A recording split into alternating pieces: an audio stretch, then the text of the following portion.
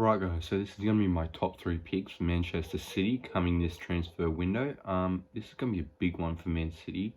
I think it's going to be an expensive one where we're going to throw out big money on a marquee signing, whether that's a striker or a creative midfielder, I don't know yet, but it's going to be a big one, and I think it's going to shock the world how much we're actually going to put into this transfer window.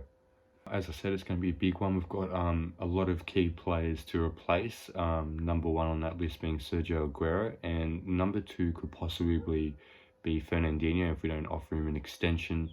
I know he's looking for a 2-year extension, but Man City's only willing to offer him only 1 year, which I think is pretty selfish in my opinion, considering the service he's brought to this team. 8 years of just full-on professionalism and leadership and just a winning mentality that we needed in that defensive midfielder sort of spot. And the only player that I can think of that could replace Fernandinho coming forward would be someone like N'Golo Kante or something like that, like a world-class player. That's how good he is, even at 36, world-class defender.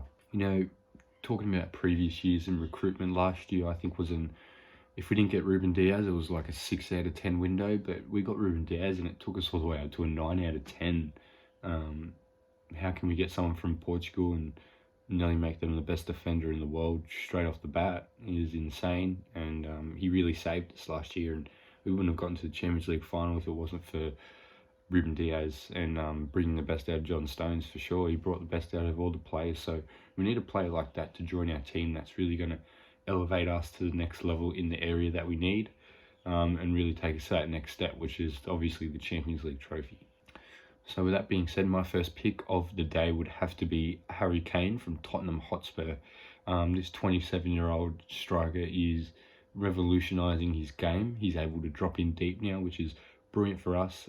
Gives us a really solid false nine option going forward if we want to splash over 120, 130 million. Or we can incorporate maybe a Raheem Sterling or a Gabriel Jesus into a swap deal, which I wouldn't be opposed to, but I would be at the same time because I do like both of those players, as I just mentioned. But if we're going to get Harry Kane out of it, which is guaranteed 40, 45 goals in the Premier League season alone, and I'm more than happy to break the bank or get rid of one of our big players to bring him over from Tottenham. He mentioned to Daniel Levy and Tottenham and all the fans that he's looking to leave this year. He wants to win trophies. He's the captain of England, for God's sake. He doesn't want to play for Tottenham Hotspur. He wants to play in a top 4 team like Manchester United, Manchester City, Liverpool. He wants to play for a team that he knows he's going to win even just a domestic trophy for that first year he joins. And Tottenham's never going to win a trophy with the way they're going, the way they bottle competitions and their recruitment. 27 years old, in his prime, going for that Alan Shearer record, so you know he's going to come in with a goal reputation. He's a seasoned veteran. He's used to the physicality of the competition, the sport. He's been here, he's been out on loan to other clubs. He's experienced it all. He's done everything, and he just wants that next step up just to get trophies, and really, he'll show what he's worth. He'll show that he's worth 150 mil goal-wise, contribution-wise, but he just needs to get those trophies, I think. He's also mentioned that he really wants to partner up with Kevin De Bruyne. He says his service is a striker's dream, and I believe every word he says. The balls that Kevin can whip in, even Riyad Mahrez can whip in for Harry Kane, is going to be so beautiful to watch how he will deal with it. He's so good in the air. He's good at heading, defensive and attacking wise. He's really good on the volley, and we all know his finishing is pretty much 10 out of 10. In overall, this signing would be a 10 out of 10, in my opinion. It'd be cheaper than Erling Haaland by about 20, 30 million minimum.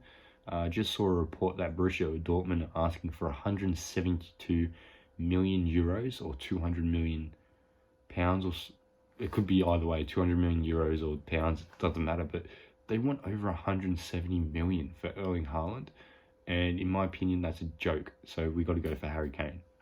My second pick is to strengthen our midfield and our wide players as well, I guess.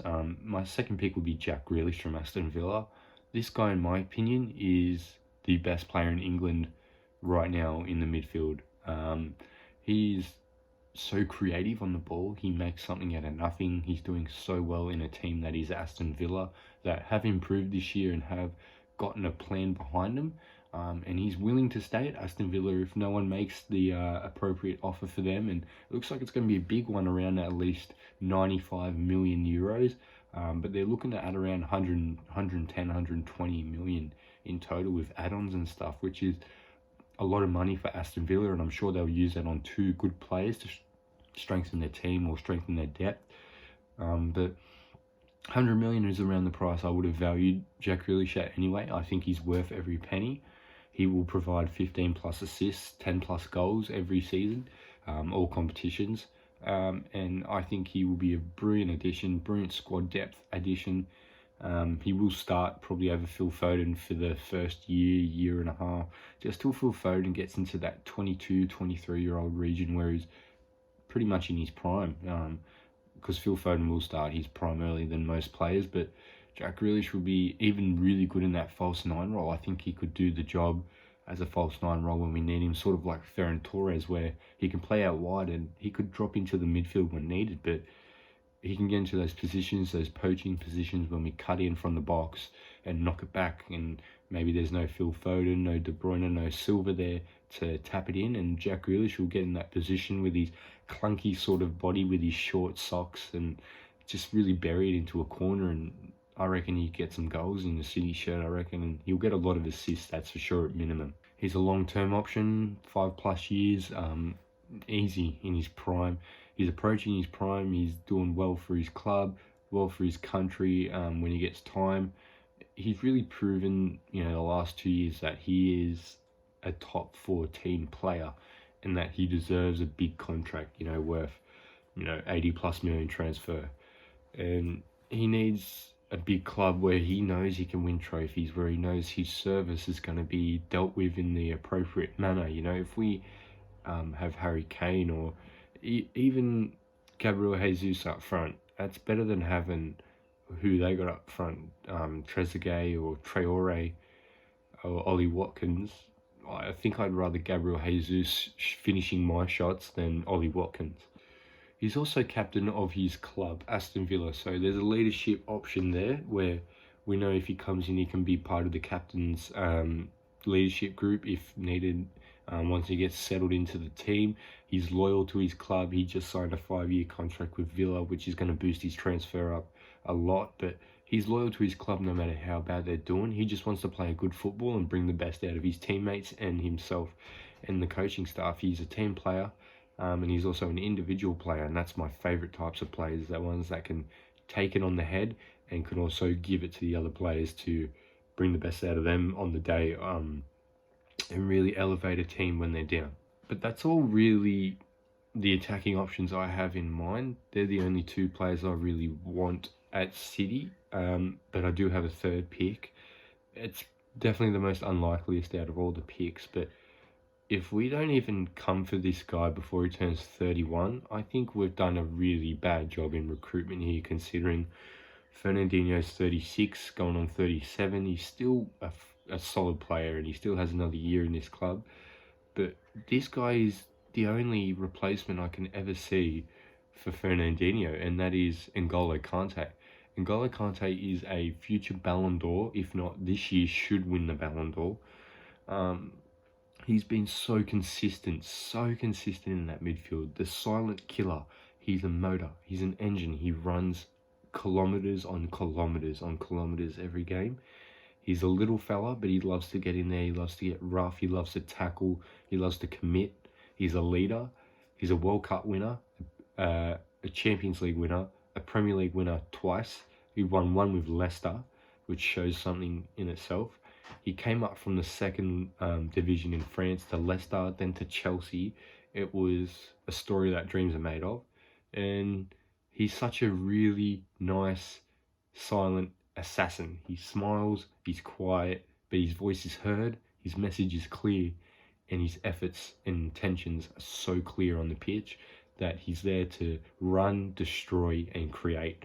And he's the heart and soul of that Chelsea team. He won him that Champions League. He's won him that Premier League in 2000 and whenever the fuck it was. But he does the job for me. He does the job for Chelsea, and he'll do the job for every Man City fan. He's the Fernandinho. He will be that good as he is now when he's 34, 35. So if we sign N'Golo Kante, it might cost us 80, 90 million, but mate, we will get 6+ years of dominance in that midfield. And even if he doesn't play as a CDM, he could play as a CM in there, drop back and do the job as he's doing right now. You know, it's insane how good N'Golo Kante is. And I thought it was a joke when we didn't get him from Leicester. I thought if anyone was going to be in that midfield with Fernandinho, it's got to be N'Golo Kante.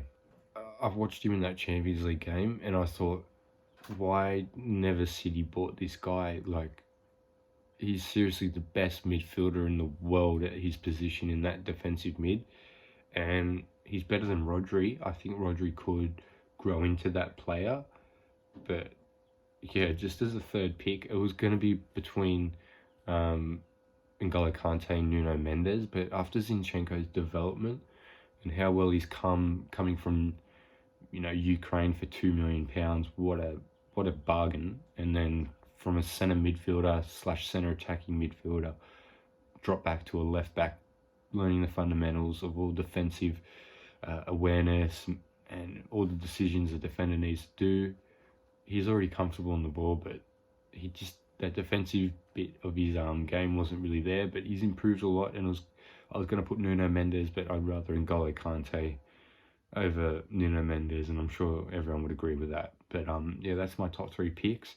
Let us know in the comments if you agree with what I said. Leave a like if you enjoyed the video, and subscribe if you haven't already. Been KSW TV. Thank you for listening, and bye.